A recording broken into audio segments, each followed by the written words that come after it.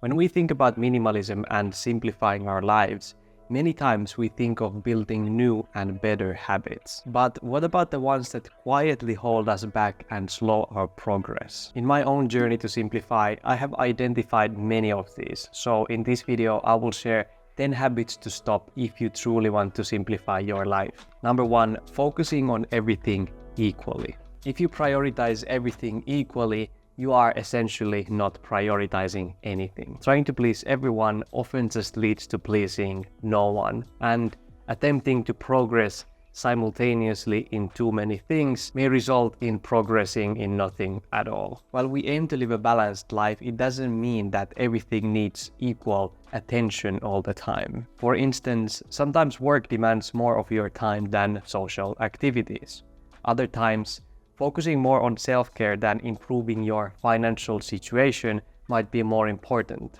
And occasionally, you might need to take a break from everything and just be. Right now, I am, for example, focusing more on 3 areas of my life. My physical health, then YouTube, my work, you could say, and then decluttering my life, which would, I guess, go to more like personal area of my life. I don't spend too much time in the social area, just because I feel like I'm already very satisfied with where I currently am with that. Once you reach a level that you are satisfied with, then you move on to other things while still maintaining kind of the level on the other things so that you don't completely let it like slip back to the old levels. So reflect, what is the season that you are right now in? Maybe you should focus more on finances or your relationships, maybe changing some old habits that are old habits that are old hobbits, Bilbo. Number 2, resentment towards family clutter. Or I could say feeling resentment towards your family members, things, but not doing anything about it. When I have asked you, my viewers, what has been the most difficult or challenging thing for you when it comes to simplifying life, a lot of people said that it's the partner. It's your wife has a lot of things, or my husband doesn't understand minimalism at all and has so many things. And I get it. They might not have the same mindsets or values when it comes to living a more minimalist lifestyle. But also among minimalists, what might be like extremely valuable thing for somebody else, it could be completely like clutter for some other minimalist. For example, my partner has a lot of art supplies. She loves to paint, she loves to do pottery and all types of handcrafts. And I'm not too into those things. So many times I have this thought, why do you need to have so many of those little things everywhere? Like, can't you just have one of each and then that would be basically it? In this situation, the worst thing that you can do is just keep this feeling of resentment inside of you and not do anything about it. Not talk about it and not express your feelings and not try to improve the situation in any way, but just feel these negative feelings about those all the time. What is much wiser is to talk openly with your partner about this. Like, I have these values. I would like that to be in that way. This is my goal. This is my vision for our home.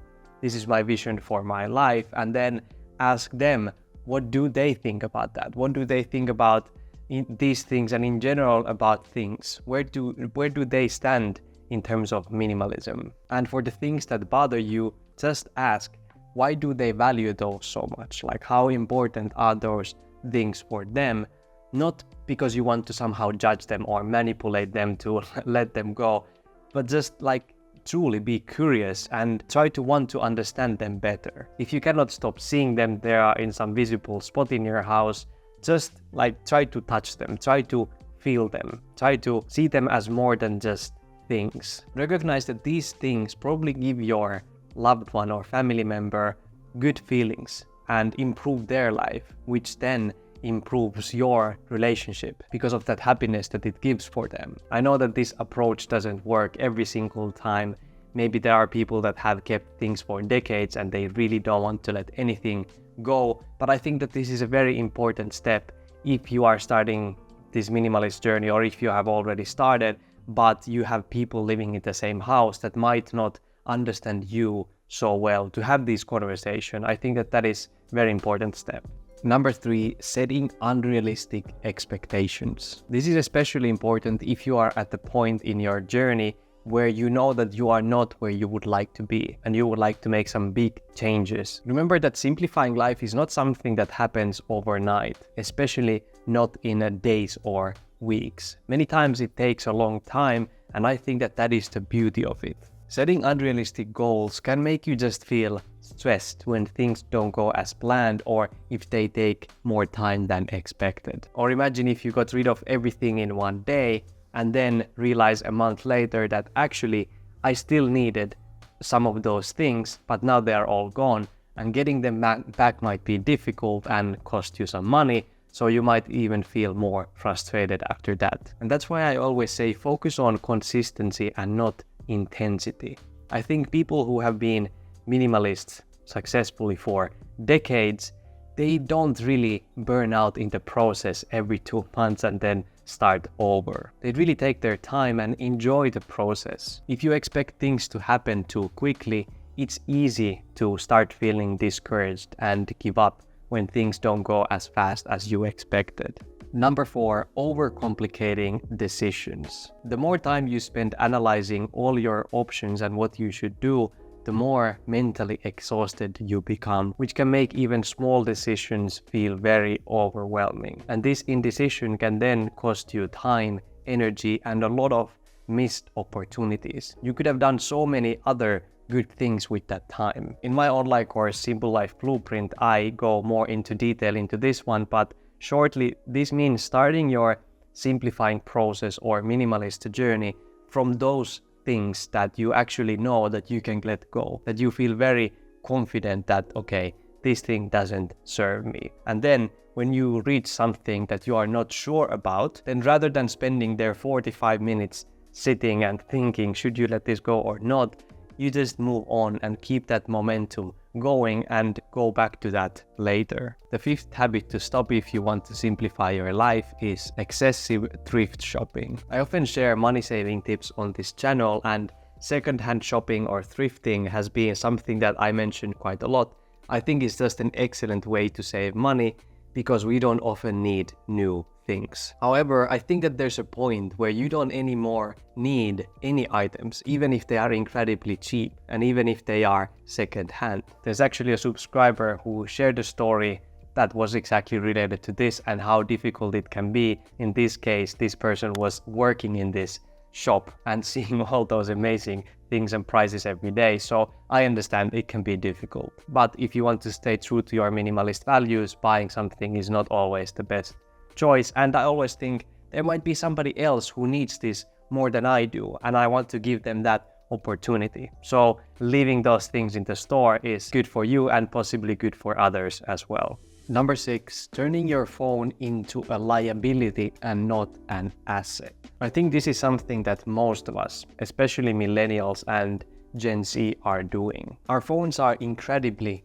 powerful. We can use them to contact people so fast, video call people, learn new things, build stuff, help other people. Imagine if people from 100 or 200 years ago would see what we have today. They would be just amazed. That's why it's super important that you use this tool wisely to make it an asset, something that improves and enhances your life quality and not something that is a liability and makes you feel like you are missing out on life. So how does your phone then become a liability? It's when you fill it with stuff that don't really serve you, that you don't really need, like games or social media apps. It's very personal again, so it's hard to say what are these things exactly for you, but they're the things that when you think back on your life, you felt like you just wasted years on those things that you could have used to do something much more meaningful. When I got my first phone when I was 10 years old, I was amazed by all the things that it could do. But then along the years, I started to take it for granted, and then it became this liability for me, and I had all these different apps and all those distractions there. But now I more intentionally try to use it as an asset. Of course, watching videos like this that you're watching right now can be a liability that you do with your phone, that you don't make any changes. It's just entertainment, or maybe you beat yourself up because you are not living like that.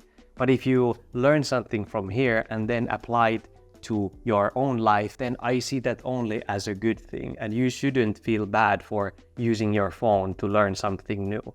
A lot of people talk about and share their screen times.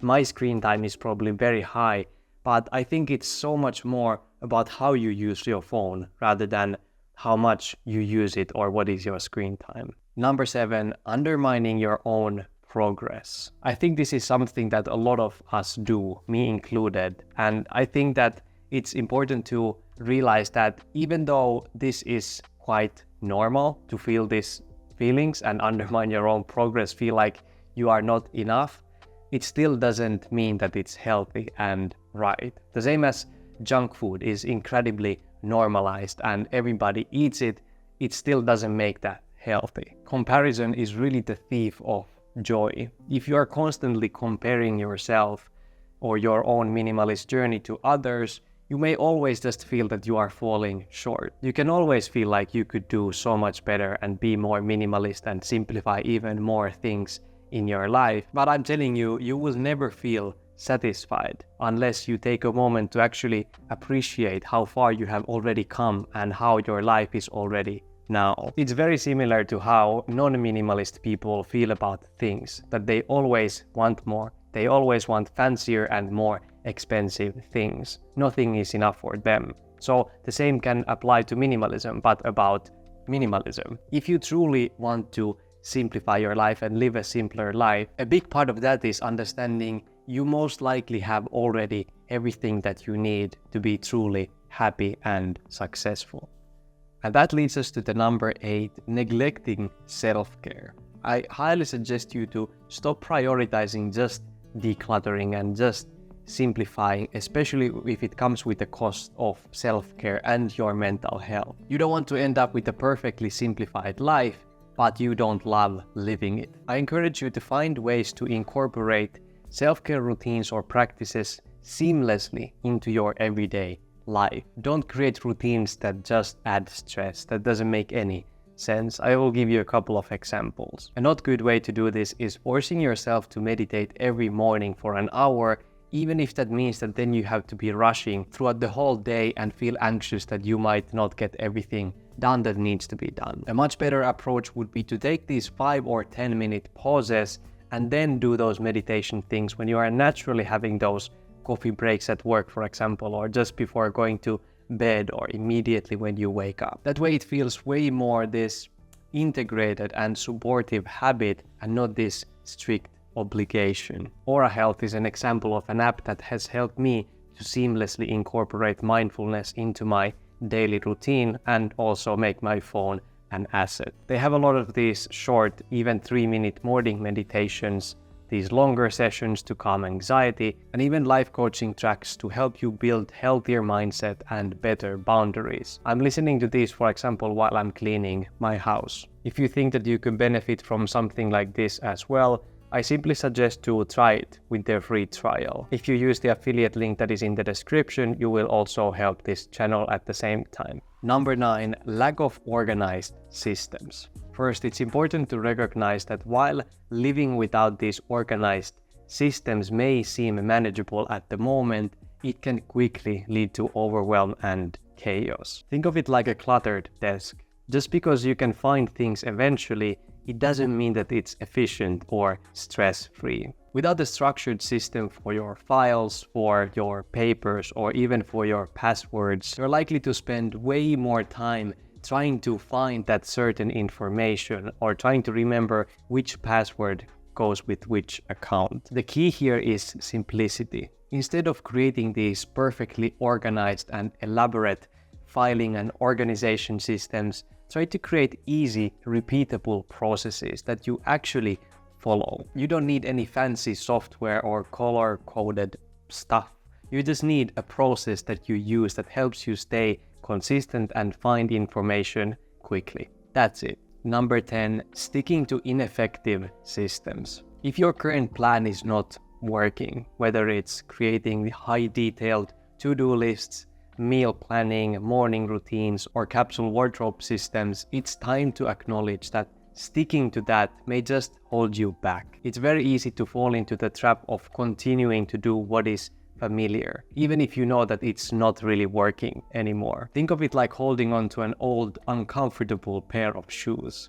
You wear them because you are used to them, but they are only causing discomfort. Sometimes despite you do everything right, things may not fall into place. And this is not necessarily a personal failure. It could be just a sign that your approach is not the best for you. So instead of trying to just push harder, take a step back and allow yourself to explore new methods, new routines, new approaches and habits. If you're interested, check out Aura using the link below and start the free trial. Thank you so much for watching. Remember to stay kind and meaningful in your own beautiful journey. See you in the next one. Ciao.